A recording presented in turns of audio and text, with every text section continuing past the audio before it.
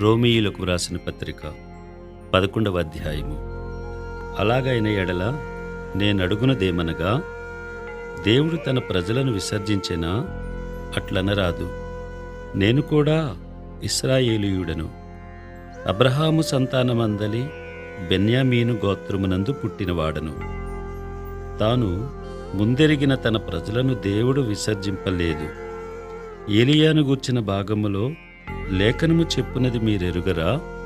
ప్రభువా, వారు నీ ప్రవక్తలను చంపిరి, నీ బలిపీఠములను పడగొట్టిరి, నేనొక్కడనే మిగిలియున్నాను, నా ప్రాణము తీజూచుచున్నారు అని ఇశ్రాయేలునకు విరోధముగా దేవుని ఎదుట అతడు వాదించుచున్నాడు. అయితే దేవోక్తి అతనితో ఏమి చెప్పుచున్నది? బయలుకు మోక్కాళ్ళునని 7,000 మంది పురుషులను నేను శేషముగా నుంచుకొనియున్నాను. అలాగుననే అప్పటి కాలమందు సైతము కృప యొక్క ఏర్పాటు చొప్పున శేషము మిగిలియున్నది. అది కృపచేతనైన ఎడల ఇకను క్రియల మూలమైనది కాదు. కాని ఎడల కృప ఇకను కృప కాకపోవును. అలాగైనా ఏమగును? ఇశ్రాయేలు వెదుకునేది ఏదో అది వారికి దొరకలేదు, ఏర్పాటు నొందిన వారికి అది దొరికెను. తక్కిన వారు కఠిన చిత్తులైరి.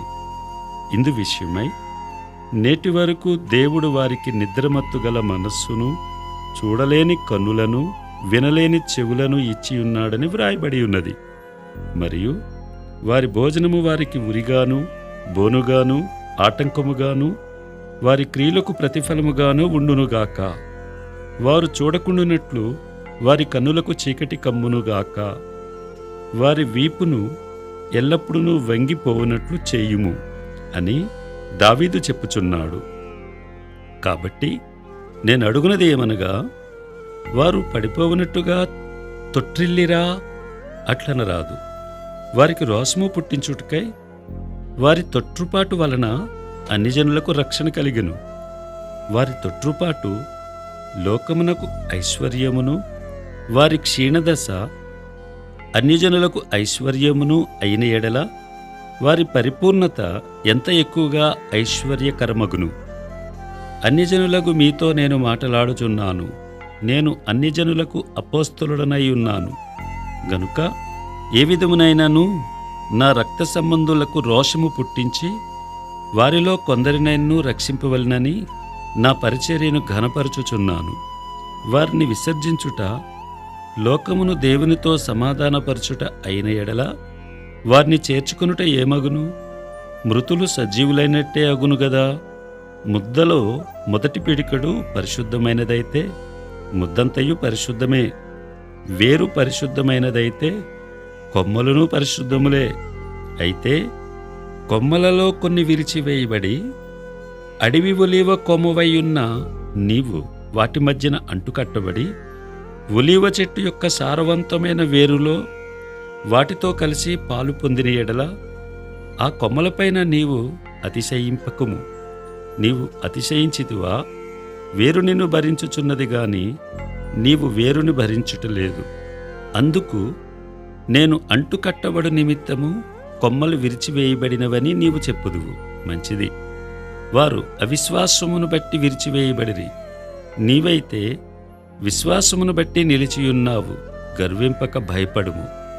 దేవుడు స్వాభావికమైన కొమ్మలను విడిచిపెట్టని ఎడల నిన్నును విడిచిపెట్టడు. కాబట్టి దేవుని అనుగ్రహమును కాఠిన్యమును, అనగా పడిపోయిన వారి మీద కాఠిన్యమును, నీవు అనుగ్రహ ప్రాప్తుడివై నిలిచియున్న ఎడల నీ మీద ఉన్న దేవుని అనుగ్రహమును చూడుము. అట్లు నిలువని ఎడల నీవును నరికివేయబడదువు. వారును తమ అవిశ్వాసములో నిలవకపోయిన ఎడల అంటుకట్టబడుదురు. దేవుడు వారిని మరలా అంటుకట్టుటకు శక్తిగలవాడు. ఎట్లనగా నీవు స్వాభావికమైన అడవి ఒలీవ చెట్టు నుండి కోయబడి స్వభావ విరుద్ధముగా మంచి ఒలీవ చెట్టును అంటుకట్టబడిన ఎడల స్వాభావికమైన కొమ్మలగు వారు మరునిత్యముగా తమ సొంత ఒలీవ చెట్టున అంటుకట్టబడరా? సహోదరులారా, మీ దృష్టికి మీరే బుద్ధిమంతులమని అనుకొనకుండునట్లు ఈ మర్మము మీరు తెలుసుకొనగోరుచున్నాను. అదేమనగా, అన్యజనుల ప్రవేశము సంపూర్ణమగు వరకు ఇశ్రాయేలునకు కఠిన మనస్సు కొంతమట్టుకు కలిగెను. వారు ప్రవేశించున్నప్పుడు విమోచకుడు సియోనులో నుండి వచ్చి యాకోబులో నుండి భక్తిహీనతను తొలగించును. నేను వారి పాపములను పరిహరించినప్పుడు నా వలన వారికి కలుగు నిబంధన ఇదియే అని వ్రాయబడినట్టు ఇశ్రాయేలు జనులందరినూ రక్షింపబడుదురు. సువార్త విషయమైతే వారు మిమ్మును బట్టి శత్రువులు గాని ఏర్పాటు విషయమైతే పితరులను బట్టి ప్రియులై ఉన్నారు. ఎలయనగా దేవుడు తన కృపావరముల విషయములోనూ పిలుపు విషయములోనూ పశ్చాత్తాపపడడు. మీరు గతకాలమందు దేవునికి అవిధేయులయ్యుండి ఇప్పుడు వారి అవిధేయతను బట్టి కరుణింపబడితిరి. అటువలనే మీ ఎడల చూపబడిన కరుణను బట్టి వారును ఇప్పుడు కరుణ పొందు నిమిత్తము ఇప్పుడు వారు అవిధేయులై ఉన్నారు. అందరి ఎడల కరుణ చూపవలనని దేవుడు అందరినీ అవిధేయతాస్థితిలో మూసివేసి బంధించి ఉన్నాడు. ఆహా, దేవుని బుద్ధి జ్ఞానముల బాహుళ్యము ఎంతో గంభీరము. ఆయన తీర్పులు శోధింపనెంతో అసఖ్యములు. ఆయన మార్గములెంతో అగమ్యములు. ప్రభు మనస్సును ఎరిగినవాడెవడు? ఆయనకు ఆలోచన చెప్పినవాడెవడు? ముందుగా ఆయనకిచ్చి ప్రతిఫలము పొందగలవాడెవడు? ఆయన మూలమునను ఆయన ద్వారాను ఆయన నిమిత్తమును సమస్తము కలిగి ఉన్నవి. యుగముల వరకు ఆయనకు మహిమ కలుగునుగాక. ఆమేన్. రోమీయులకు రాసిన పత్రిక 12వ అధ్యాయము. కాబట్టి సహోదరులారా, పరిశుద్ధమును దేవునికి అనుకూలమునైన సజీవయాగముగా మీ శరీరములను ఆయనకు సమర్పించుకొనుడని దేవుని వాత్సల్యమును బట్టి మిమ్మును బతిమాలుకొనుచున్నాను. ఇట్టి సేవ మీకు యుక్తమైనది. మీరు ఈ లోక మర్యాదను అనుసరింపక ఉత్తమమును అనుకూలమును సంపూర్ణమునయ్యున్న దేవుని చిత్తమేదో పరీక్షించి తెలుసుకొనున్నట్లు మీ మనస్సు మారి నూతన మగుట వలన రూపాంతరము పొందుడి. తన్ను తాను ఎంచుకొనదగిన దానికంటే ఎక్కువగా ఎంచుకొనక దేవుడు ఒక్కొక్కనికి విభజించి ఇచ్చిన విశ్వాస పరిమాణ ప్రకారము తాను స్వస్థబుద్ధి గలవాడొకటికై తగిన రీతిగా తన్ను ఎంచుకొనవలనని నాకు అనుగ్రహింపబడిన కృపను బట్టి మీలోనున్న ప్రతివానితోనూ చెప్పుచున్నాను. ఒక్క శరీరంలో మనకు అనేక అవయవములుండినను ఈ అవయవములన్నిటికీ ఒక్కటే పని ఎలాగూ ఉండదో అలాగే అనేకులమైన మనము క్రీస్తులో ఒక్క శరీరముగా ఉండి ఒకనికొకరము ప్రత్యేకముగా అవయవములమై ఉన్నాము.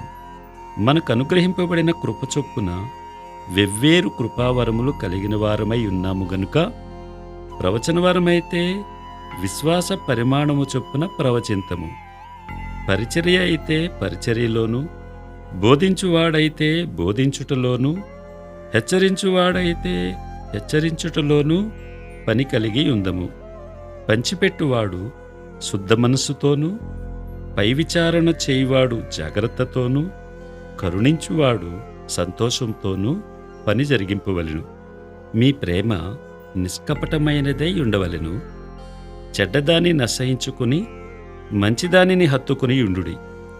సహోదర ప్రేమ విషయములో ఒకరి యందొకడు అనురాగము గలవారై ఘనత విషయములో ఒకరినొకడు గొప్పగా ఎంచుకునుడి. ఆసక్తి విషయంలో మాంద్యులు కాక ఆత్మయందు తీవ్రత గలవారై ప్రభువును సేవించుడి. నిరీక్షణ గలవారై సంతోషించుచు, శ్రమయందు ఓర్పు గలవారై ప్రార్థనయందు పట్టుదల కలిగియుండుడి. పరిశుద్ధుల అవసరములలో పాలు పొందుచు శ్రద్ధగా ఆతిథ్యం ఇచ్చుచుండుడి. మిమ్మును హింసించు వారిని దీవించుడి. దీవించుడు గాని శపింపవద్దు. సంతోషించు వారితో సంతోషించుడి. ఏడ్చువారితో ఏడువుడి. ఒకనితోనొకడు మనస్సు కలిగి ఉండుడి. హెచ్చువాటి యందు మనస్సుంచక తగ్గువాటి యందు ఆసక్తులై ఉండుడి. మీకు మీరే బుద్ధిమంతులమని అనుకొనవద్దు. కీడుకు ప్రతి కీడెవనికినీ చేయవద్దు. మనుష్యులందరి దృష్టికి యోగ్యమైన వాటిని గూర్చి ఆలోచన కలిగి ఉండుడి. శక్యమైతే మీ చేతనైనంత మట్టుకు సమస్త మనుషులతో సమాధానముగా ఉండుడి. ప్రియులారా, మీకు మీరే పగ తీర్చుకొనక దేవుని ఉగ్రతకు చోటీయుడి. పగ తీర్చుట నా పని, నేనే ప్రతిఫలమునిత్తును అని ప్రభువు చెప్పుచున్నాడని వ్రాయబడి ఉన్నది. కాబట్టి నీ శత్రువు ఆకలిగొనియుంటే అతనికి భోజనము పెట్టుము, దప్పిగొనియుంటే దాహమిమ్ము. అలాగు చేయుట వలన అతని తల మీద నిప్పులు కుప్పగా పోయిదువు. కీడు వలన జయింపబడక మేలుచేత కీడును జయించుము. రోమీయులకు రాసిన పత్రిక 13వ అధ్యాయము. ప్రతివాడును పై అధికారులకు లోబడి ఉండవలెను. ఏలయనగా దేవుని వలన కలిగినది తప్ప మరి ఏ అధికారమును లేదు. ఉన్న అధికారములు దేవుని వలననే నియమింపబడి ఉన్నవి. కాబట్టి అధికారమును ఎదిరించువాడు దేవుని నియమమును ఎదిరించుచున్నాడు. ఎదిరించువారు తమ మీదికి తామే శిక్ష తెచ్చుకొందురు. ప్రభుత్వము చేయువారు చెడ్డ కార్యములకే గాని మంచి కార్యములకు భయంకరులు కారు. నీకు మేలు కలుగుటకు అధికారులు దేవుని పరిచారకులు. వారికి భయపడక ఉండగోరితివా? మేలు చేయుము, అప్పుడు వారి చేత మెప్పు పొందుదువు. నీవు చెడ్డది చేసిన ఎడల భయపడుము, వారు ఊరకయే ఖడ్గము ధరింపరు. కీడు చేయువాని మీద ఆగ్రహము చూపుటికై వారు ప్రతీకారము చేయు దేవుని పరిచారకులు. కాబట్టి ఆగ్రహ భయమును బట్టి మాత్రము కాక మనస్సాక్షిని బట్టి లోబడియుండుట ఆవశ్యకము. ఎలయనగా వారు దేవుని సేవకులై ఉండి ఎల్లప్పుడూ ఈ సేవయందే పని కలిగి ఉందురు. ఇందుకే గదా మీరు పన్ను కూడా చెల్లించుచున్నారు. కాబట్టి ఎవనికి పన్నో వానికి పన్నును, ఎవనికి సుంకమో వానికి సుంకమును చెల్లించుడి.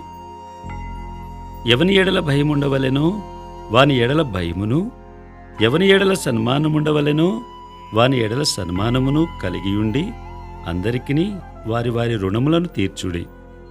ఒకరినొకడు ప్రేమించుట విషయంలో తప్ప మరేమియూ ఎవనికిని అచ్చియుండవద్దు. పొరుగువానిని ప్రేమించువాడే ధర్మశాస్త్రము నెరవేర్చినవాడు. ఎలాగనగా వ్యభిచరించవద్దు, నరహత్య చేయవద్దు, దొంగిలవద్దు, ఆశింపవద్దు అనునవియు మరి ఏ ఆజ్ఞయైనా ఉన్న ఎడల అదియు నిన్నువలే నీ పొరుగువాని ప్రేమింపవలనను వాక్యములో సంక్షేపముగా ఇమిడియున్నవి. ప్రేమ పొరుగువానికి కీడు చెయ్యదు గనుక ప్రేమ కలిగియుండుట ధర్మశాస్త్రమును నెరవేర్చుటయే. మరియు మీరు కాలము నెరిగి నిద్ర మేలుకొను వేళ అయినదని తెలుసుకుని అలాగూ చేయుడి. మనము విశ్వాసులమైనప్పటికంటే ఇప్పుడు రక్షణ మనకు మరి సమీపముగా ఉన్నది. రాత్రి చాలా గడిచి పగలు సమీపముగా ఉన్నది గనుక మనము అంధకార క్రియలను విసర్జించి తేజస్సంబంధమైన యుద్ధోపకరణములు ధరించుకొందుము. అల్లరితో కూడిన ఆటపాటలైనను మత్తైనను లేకయు, కామవిలాసములైనను పోకిరి చేష్టలైనను లేకయు, కలహమైనను మత్సరమైనను లేకయు పగటియందు నడుచుకొన్నట్టు మర్యాదగా నడుచుకొందము. మెట్టుకు ప్రభువైన యేసుక్రీస్తును ధరించుకుని వారై శరీరేచ్ఛలను నెరవేర్చుకొనుటకు శరీర విషయమై ఆలోచన చేసుకొనకుడి. రోమీయులకు వ్రాసిన పత్రిక 14వ అధ్యాయము.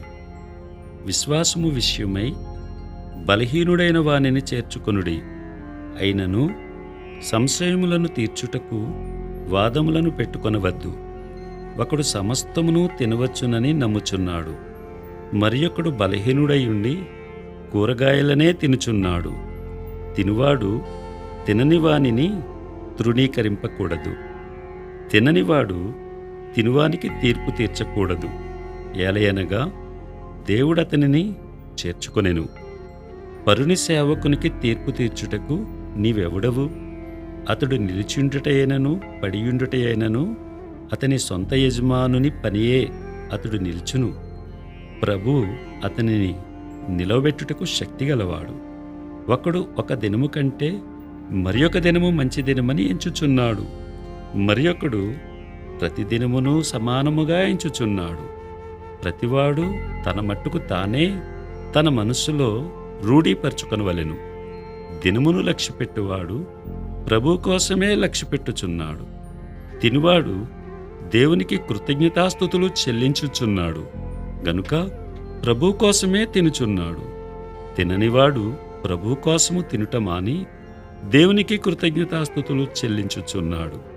మనలో ఎవడునూ తన కోసమే బ్రతకడు, ఎవడునూ తన కోసమే చనిపోడు. మనము బ్రతికినను ప్రభు కోసమే బ్రతుకుచున్నాము, చనిపోయినను ప్రభు కోసమే చనిపోవచున్నాము. కాబట్టి మనము బ్రతికినను చనిపోయినను ప్రభువు వారమై ఉన్నాము. తాను మృతులకును సజీవులకును ప్రభువై ఉండుటకు ఇందు నిమిత్తమే గదా క్రీస్తు చనిపోయి మరలా బ్రతికెను. అయితే నీవు నీ సహోదరునికి తీర్పు తీర్చనేలా, నీ సహోదరుని నిరాకరింపనేలా? మనమందరము దేవుని న్యాయపీఠం ఎదుట నిలుతుము.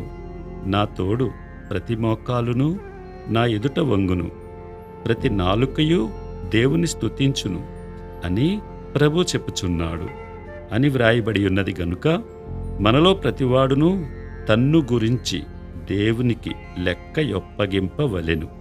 కాగా మనమికి మీదట ఒకరికొకడు తీర్పు తీర్చుకుందుము. ఇదియుగాక సహోదరునికి అడ్డమైనను ఆటంకమైనను కలుగజేయకుందుమని మీరు నిశ్చయించుకొనుడి. సహజముగా ఏదియూ నిషిద్ధము కాదని నేను ప్రభువైన యేసునందు ఎరిగి రుడిగా నమ్ముచున్నాను. అయితే ఏదైనను నిషిద్ధమని ఎంచుకుని వానికి అది నిషిద్ధమే. నీ సహోదరుడు నీ భోజన మూలముగా దుఃఖించిన ఎడల నీవికను ప్రేమ కలిగి నడుచుకుని వాడవు కావు. ఎవని కొరకు క్రీస్తు చనిపోయినో వానిని నీ భోజనం చేత పాడు చేయకుము. మీకున్న మేలైనది దూషణపాలు కానీయకుడి.